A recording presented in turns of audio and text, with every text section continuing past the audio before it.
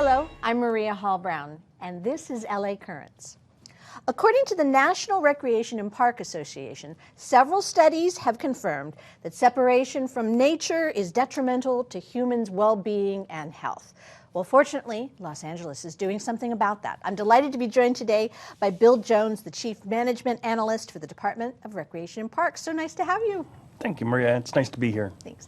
All right, so LA has Measure A, which is actually the Safe, Clean Neighborhood Parks and Beaches measure. So what does that mean? What's going on? So in 2016, a ballot measure was put forth to the voters of Los Angeles County, and that was to assess commercial and real estate property so that we could then raise funds to sustain our parks throughout the entire LA County. And certainly that has a direct benefit for Los Angeles. Now, there was actually a Proposition A that was for Parks and Rec, but that expired. But the nice thing about Measure A is Measure A will not expire.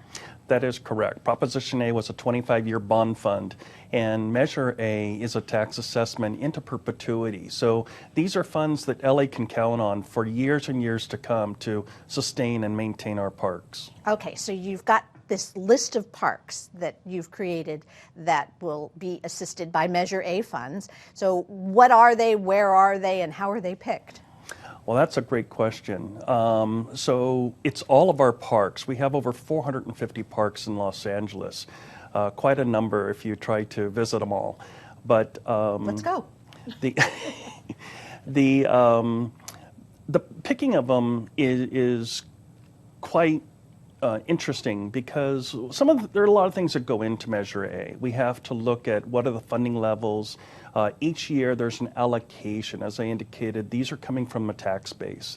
So LA County tax assessor takes that money and gives it to a group called Regional Open Space Parks and Open Space District, RPOSD.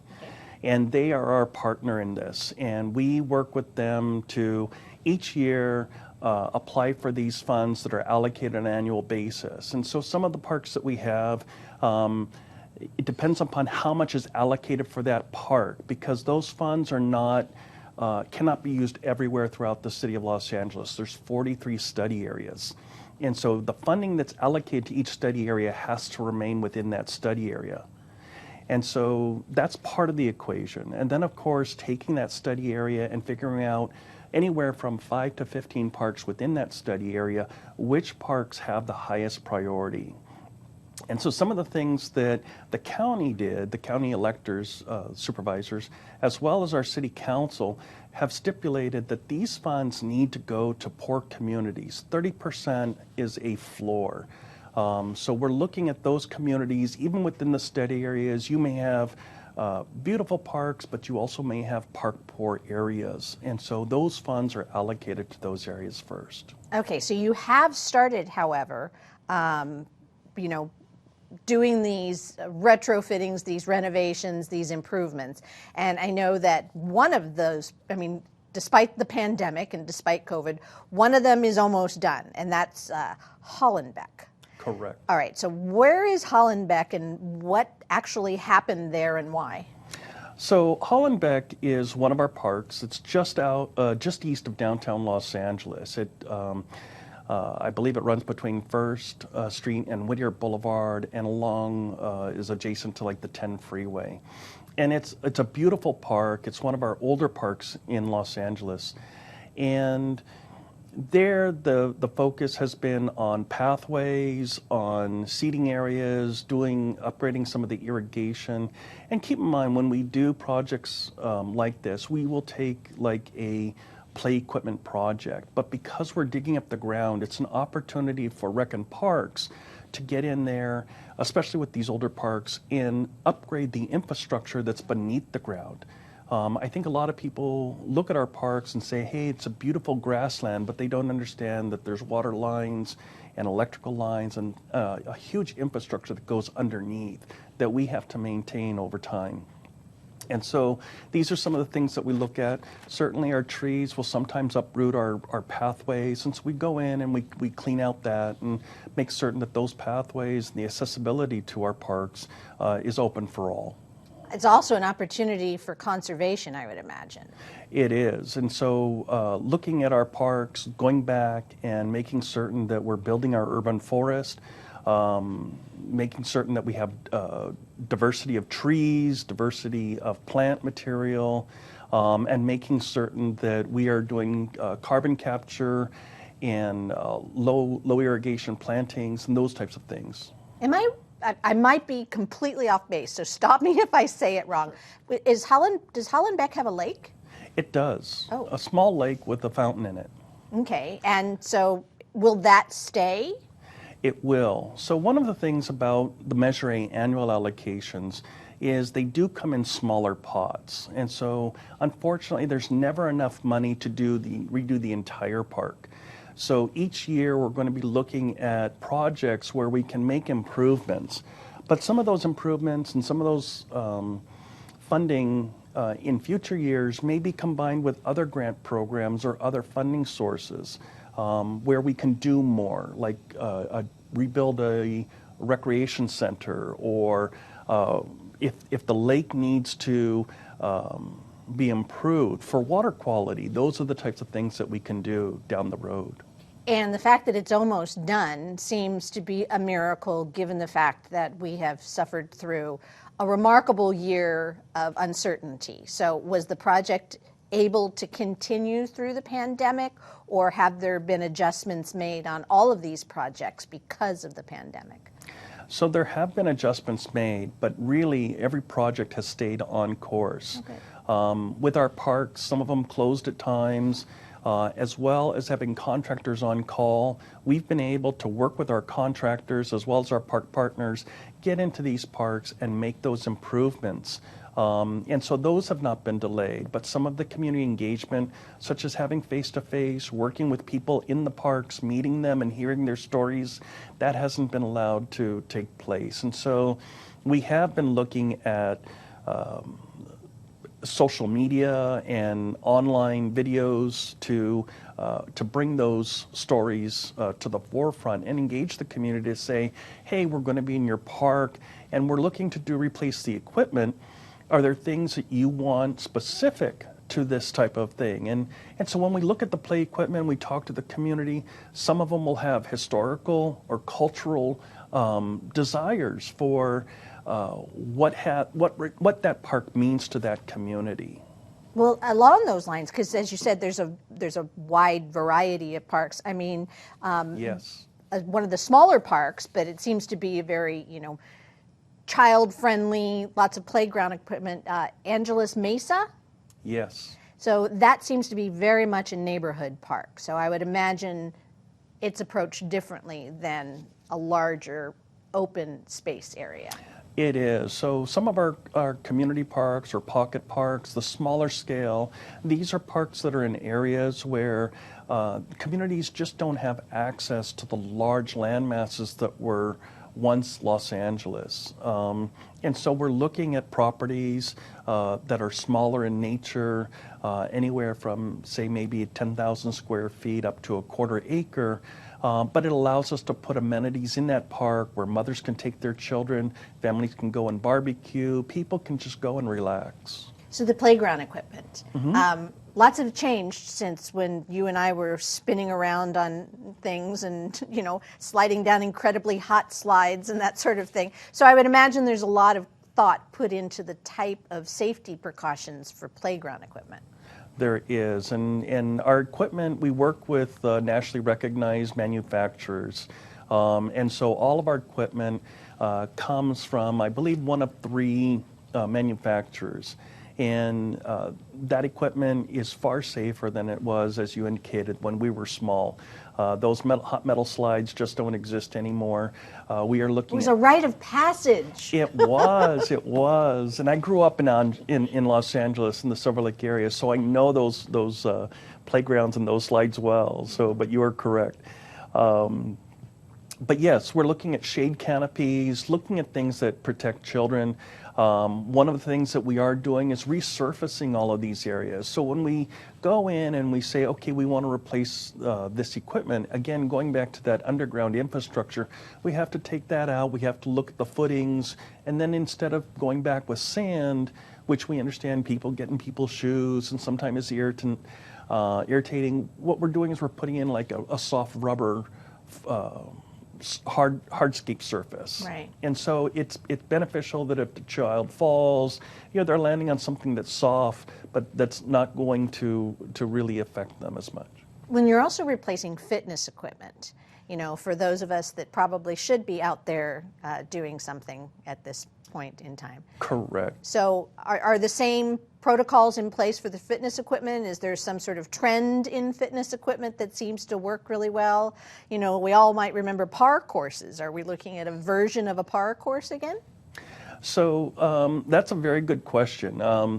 We've been out in many of our communities with other grant programs that we've got going, and we've heard the stories of the community, and many of our communities do want fitness equipment. They want to see something that maybe it's a circuit where they can move from piece of equipment to piece of equipment and really get a full workout throughout the day.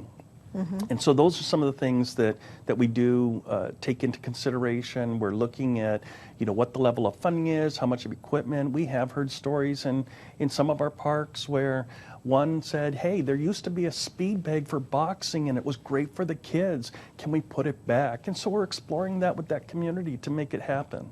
You mentioned a lot the variances, and also that additional funding might help with recreational facilities, because like Vineyard, which is one of the properties that you're working with right now, has a very large rec building. So there's no improvements to rec buildings right now until perhaps additional funding is secured?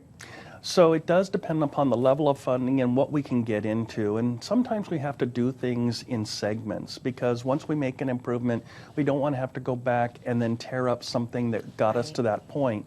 So with the rec center, depending upon the level of improvements that need to be made, we may wait for additional funding, or we may wait for a time when one aspect is complete before moving on to the next phase. But yes, Measure A funding can be used for rec centers. It can be used to upgrade restrooms, replace HVAC systems so that we have cooling centers in the summertime and heating centers in the wintertime, that our kids can be comfortable when they play and recreate in our centers, and it's really great. Yeah, and seniors as well. Seniors as well. And a number of our senior centers are being upgraded, but with a different source of funding. Well, speaking of different sources of funding, my notes say that Valley Plaza, one of the current active projects, actually does have a pretty substantive additional funding. So how does the cooperation work? I mean, are you the ones in charge? Are you working with another organization? I mean, how does the logistics of the two sources of funding play into each other? Right, and that's actually a really great question, because when it comes to additional funding, it can be just another one source, or it can be multiple sources. We have sometimes as many as 5, 6, 7 sources of funding. And the idea is to call them together in a group so that we can then move forward, and timing is very important. So with Valley Plaza, we have the Community Development Block Grants, or CDBG funding, that was allocated to that park. And so the Measure A funding on top of that allows us to do more, get more of those improvements done, so that that community can enjoy their park sooner rather than later. So there's a lot going on there. There is.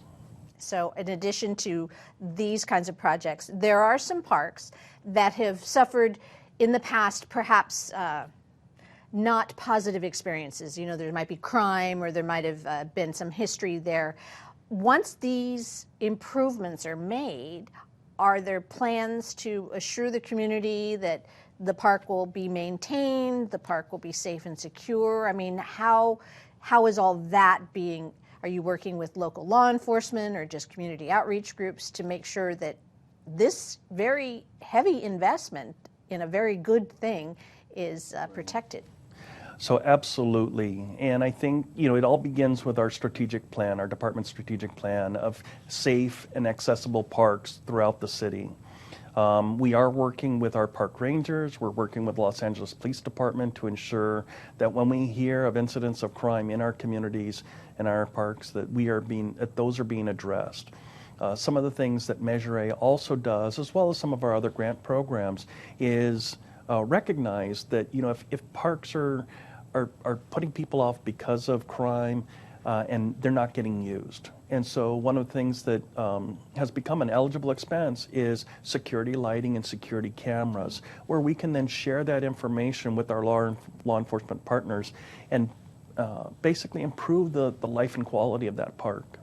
All right, and then I talked about the fact that open space, there are several surveys, and a lot of what is happening now was based on a survey that indicated that Los Angeles needed more opportunities for people to get outside and to play and to recreate, and how good that is for you. But you have an inside perspective. How good are parks for just people and humans and communities at large?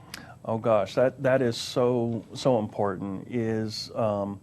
We have come to understand through multiple studies that parks are incredibly important. And again, I go back to our strategic plan, that we are focusing on making certain that we have world-class parks in Los Angeles. The health and benefits that come from a park, whether it's just walking around the park, being able for a child to play and learn on some of the play equipment, to the recreational programming that our young children and our teens are involved in. It gives them those alternatives to other activities in the community, probably less fortunate in some cases.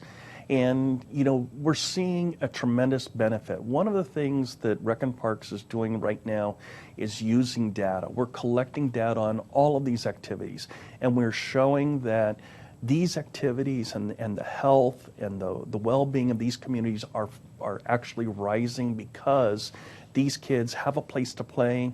It's safe. It's educational. Our centers are providing after-school sheltering and those types of activities. Parks are so important. And then the other thing I would mention is that when we go into these communities and we talk with the residents, we're hearing stories of mothers wanting to have that space for the children, and that they're happy that the play equipment is being replaced, or that sports is going to be doubled in size the next year.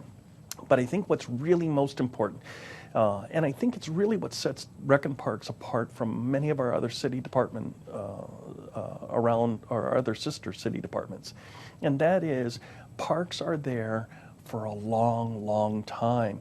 And some of the stories we hear are generational. We hear grandparents saying, I used to play in this park. And you can hear where they came with their parents.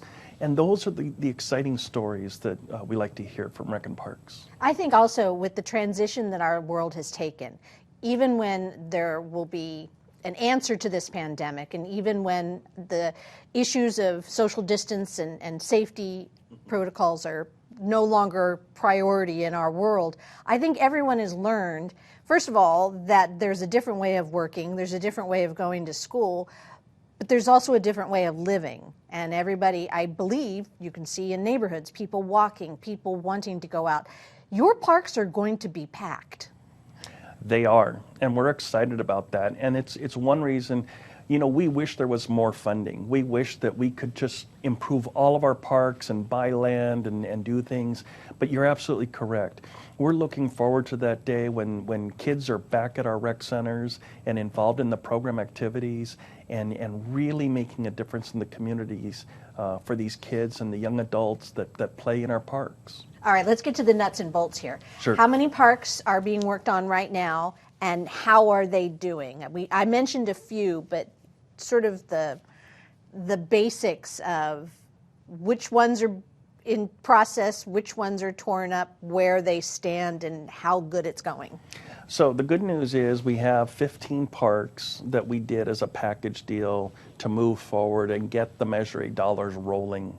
There's just so much that we can do with the limited resources, because certainly one of the things that COVID has done has resulted in a reduction of staffing. But we are moving forward. We're packaging them in packages, and right now we have 15 parks. They're all in construction. One park is close to being done, and every other park is scheduled to be completed in spring of 2021. Okay, can you give me a little footnote on each? I mean, I can name them for you if you can tell me how they're doing. Sure. All right, so Holland Beck. We talked a little bit about Holland Beck. Where is it at? So Holland Beck is actually the one project that we expect to complete this calendar year. So by the end of December, that park should be open with the new amenities to everybody in that community. Okay, so we can walk around the lake, we can sit on new benches, and we've got new water fountains and great trash cans. We do, and we also have some new landscaping and some new low-seat benches for the seniors and the children. Thank you. My knees, thank you. All right, so let's see. Then we have Angeles Mesa. That's the small community park. Correct. And so that park, I believe what they're looking at is all brand new play equipment. If you go and drive by that park, you'll see that there's one structure and then there's some swings and some other things. We're going to go in and we're going to replace that, as well as the sand pit that's there. We want to put that in with that soft, hard surface that helps protect the children. And the larger rec center area, we were talking about vineyard, or is it vineyard? What am I saying? It's vineyard. So I think it's a tomato type thing, but vineyard is what I know it as. And yes, there we're looking at, we know that the rec center needs improvements, but right now we're focusing on the outdoor. We're looking at some of the resurfacing, and we're looking at some of the play equipment there to get that changed out and upgraded. And by the way, where is Holland Beck, you said, is? So Holland Beck is just east of downtown Los Angeles.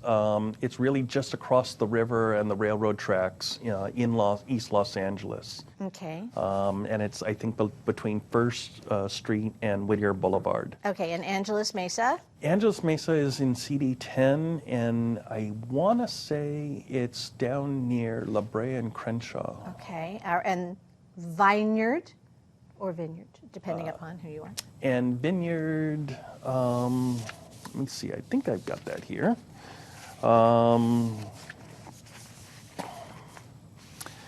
Vineyard is also in South LA in CD10. It's between Adams Boulevard and Jefferson, and just east of Crenshaw. So that means that, Angeles Mesa is kind of the same general area, right. A little further west in Leimert Park.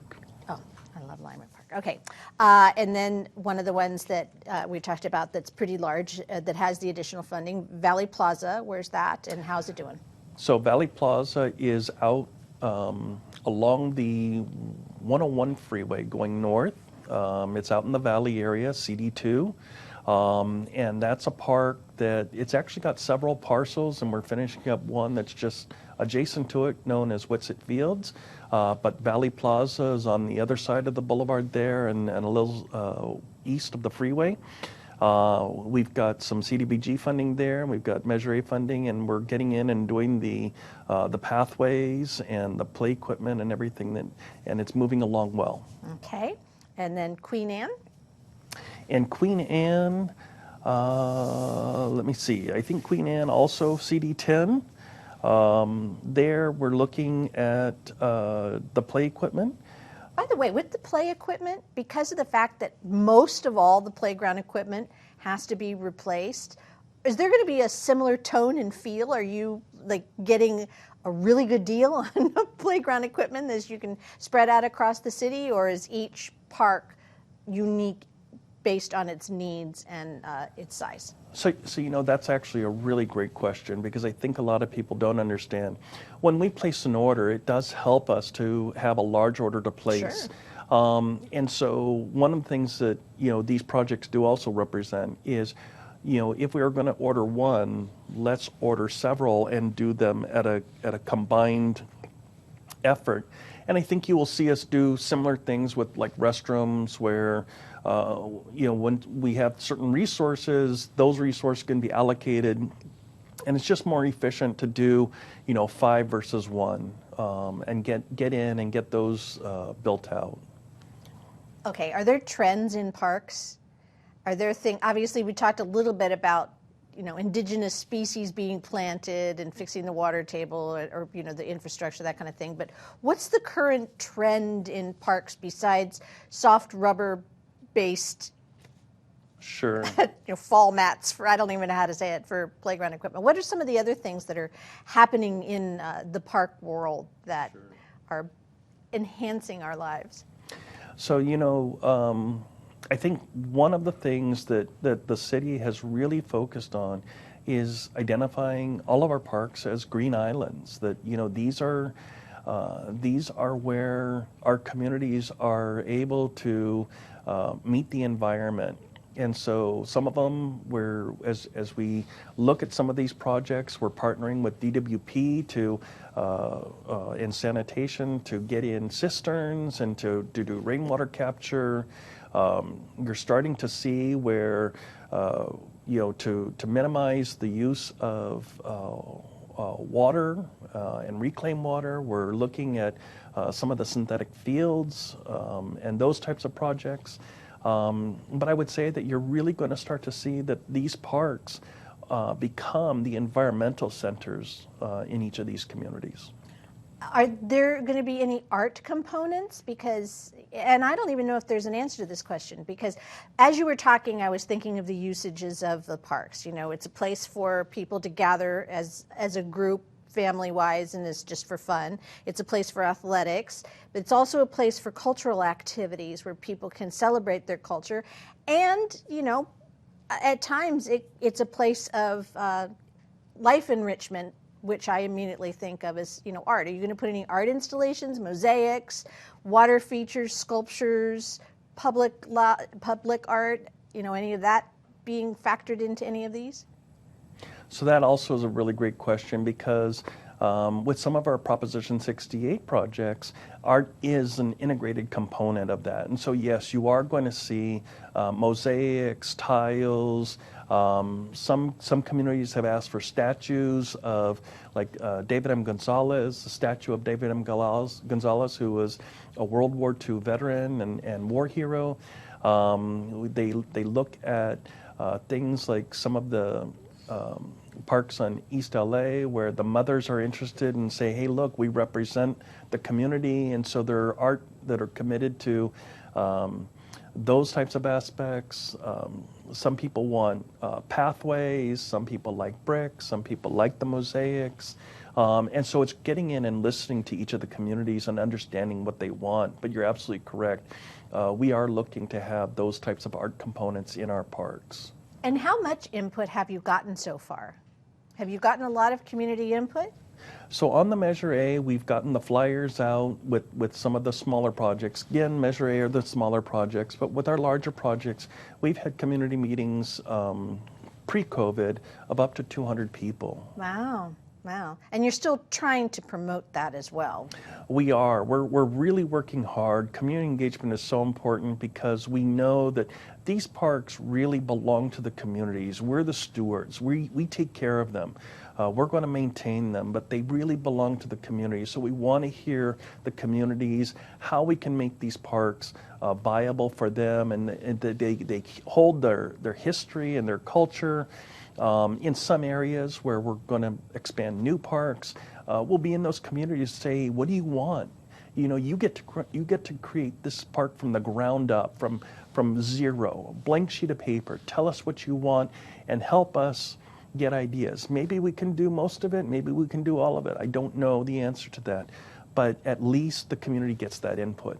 So since this doesn't have a timeline in terms of exhaustion of funds, it's just as long as, the funds are continually put into the pot. How many projects do you have on the table right now? So I believe we actually have a list of about 40 something projects. And some of those projects can be accomplished with 1 year's worth of funding, and some of them take multiple years of funding. Unfortunately, with Measure A, we can't begin a project until that funding becomes available. Okay. And so if we are looking at a project, let's say a particular study area gets $500,000, and we need 4 years worth of funding. So it's a $2 million project. Maybe it is a replacement of a roof and a major renovation to the rec center, but we can't start that project until that 4th year funding comes in from the county. Well, it was great chatting with you. We'll see you again soon. And I really am excited about all of these parks. Let's get out and play. Thank you. And that's a wrap on this LA Currents.